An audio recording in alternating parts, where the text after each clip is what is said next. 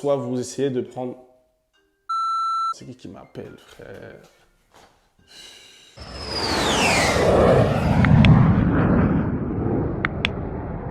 De retour sur Madras Conseil, ta chaîne qui parle d'immobilier outre-mer. On se retrouve pour la suite de la première partie qui parle des 10 astuces pour prospecter comme un professionnel.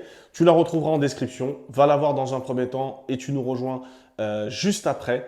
Encore une fois, merci à tous pour vos abonnements. On continue et on enchaîne. Sans plus tarder, on enchaîne sur le premier point qui est en vérité le 6e point de la prospection pro, c'est le syndic de copropriété. On peut y rajouter les associations. Alors bien sûr, les associations qui essayent de réinsérer certaines personnes, de les loger. Souvent, ils font la gestion complète. Donc la gestion, c'est eux-mêmes qui versent les loyers aux locataires, aux propriétaires.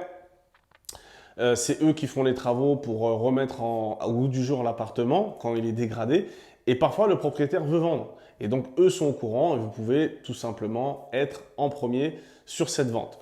Mais aussi, les syndics de copropriété. Alors moi, j'aime bien parce qu'ils ont le nom, l'adresse, le tantième, un recul et une vision sur la comptabilité, si vous payez vos charges ou pas.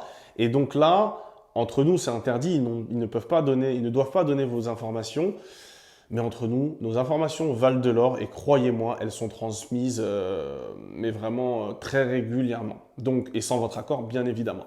Donc, ce 6e point, il est pour moi très important parce qu'il y a un retour qui est très intéressant. Ensuite, le 7e point, ça va être les commerces. Salon de coiffure, par exemple, salle de sport, boulangerie, boucherie. En fait, ça va être des commerces où on y va régulièrement. Alors, le salon de coiffure, j'aime bien parce que ce sont des endroits où on se livre beaucoup. La salle de sport, ça va être des endroits où on se voit, pour certains, 5 à 6 fois par semaine. Et donc, on peut échanger avec ces gens-là et on peut trouver des bonnes affaires là-bas. Donc, n'hésitez pas à laisser votre carte ou parler tout simplement de votre volonté d'investir si vous n'avez pas de carte. Et vous pouvez avoir un petit retour. Donc, le commerce, hein, c'est vieux comme la nuit des temps, mais vraiment à ne pas négliger. Ensuite, vous avez le 8e point qui est les entreprises de gestion de location saisonnière qui, elles, vont encore une fois avoir un rapport direct avec le propriétaire ou les propriétaires. Ils vont avoir une vision sur le rendement du bien, si ça se loue régulièrement et du coup on se doute que c'est rentable.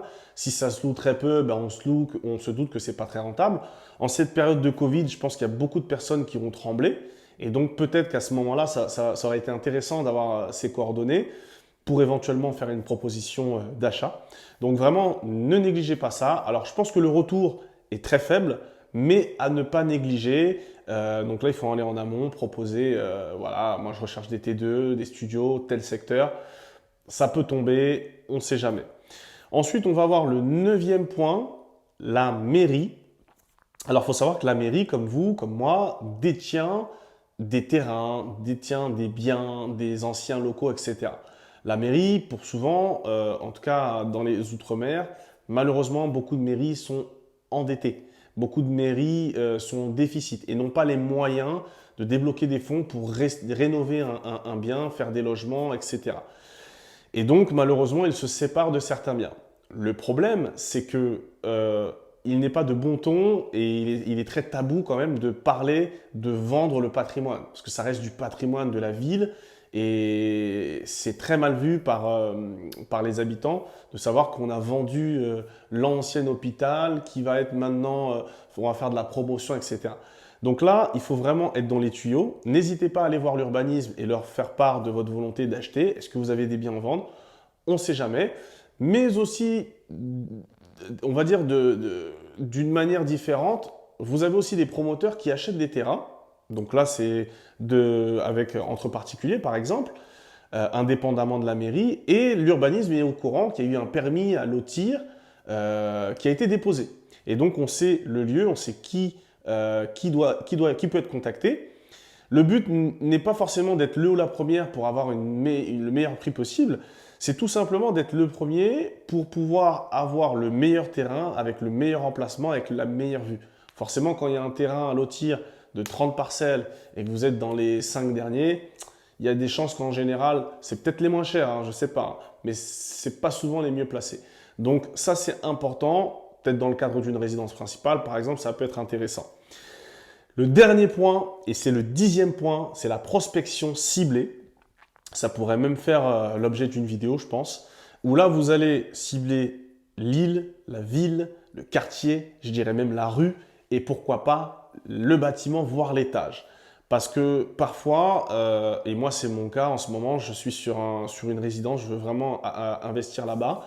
Et donc, il faut faire une prospection ciblée. Essayez par tous les moyens de connaître la situation du bien. Qui vit dedans?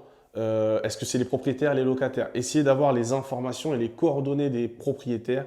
Alors franchement, pour le coup, tous les moyens sont bons. Pour là, tout simplement, franco, dire écoutez, votre bien m'intéresse, je le veux, je veux investir, etc.